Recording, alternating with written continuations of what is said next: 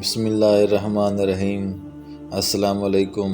الاسکر studio میں ہم آپ کو خوش آمدید کہتے ہیں۔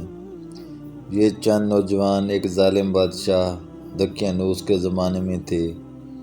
بادشاہ غالی، متصب اور بت پرست تھا اور جبر و اکراه کے ذریعے بت پرستی کی اشاعت کرتا تھا۔ ان نوجوانوں نے سچا دین قبول کر لیا تھا۔ ان نوجوانوں کا تعلق اونچے گھرانوں اور عمائدین سلطنت سے تھا۔ حق تعالیٰ نے ان کو ایمان کی دولت سے نوازا تھا۔ یہ نوجوان کسی مذہب پر تھے۔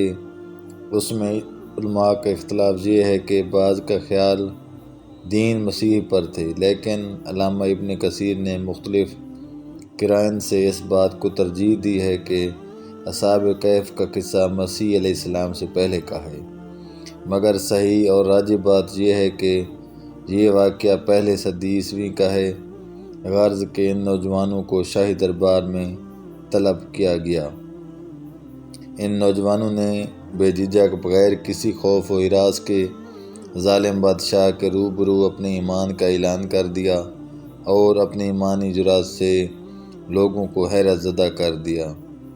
ارشاد بانی ہے، اور ہم نے ان کے دل اس وقت مضبوط کر دیے جب وہ دربار میں بادشاہ کے روبرو جواب دہی یا دعوت دین کے لیے کھڑے ہوئے تھے، تو انہوں نے اپنے پروردگار سے یوں دعا کی: اے ہمارے رب، تو ہی جو آسمانوں اور زمینوں کا پروردگار ہے، ہم تجھ کو چھوڑ کر کسی غیر کی بندگی نہ کریں گے، اور اگر ہم ایسا کریں گے تو یقیناً ہم بہت بیجا بات کرنے والے ہوں گے۔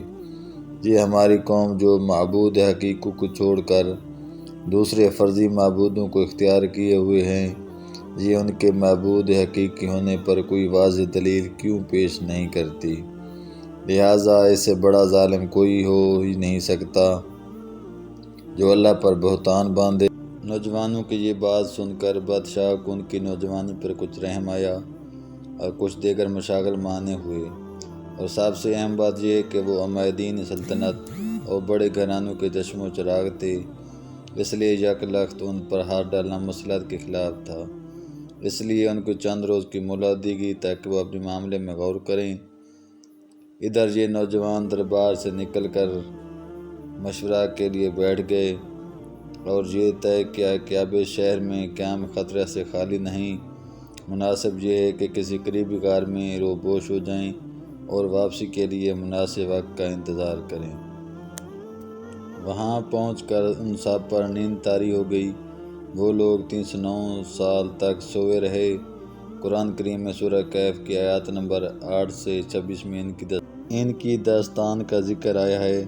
اس طرح عیسائی منابع بھی اس داستان کا تذکرہ ملتا ہے۔ یہ واقعہ کس جگہ رونما ہوا، مذکورہ غار پر کہاں واقع ہے، اس بارے میں اختلاف پایا جاتا ہے۔ مشہور قول کی بنا پر یہ غار موجودہ ترکی کے صوبہ ازمیر میں افسوس نامی شہر میں واقع ہے۔